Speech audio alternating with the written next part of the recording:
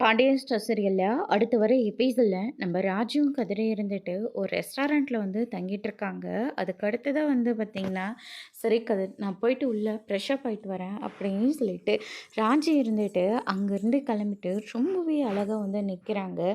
அவங்கள கதிர் இருந்துட்டு வச்ச கண்ணு வாங்காம பார்த்துக்கிட்டே இருக்காரு.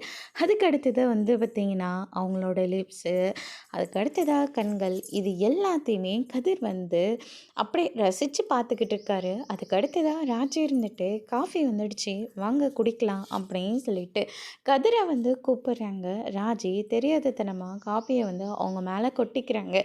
ஐயோ ராஜி என்னாச்சு, இரு ஒன்றும் இல்லை அப்படின்ற மாதிரி சொல்லிடுறாங்க.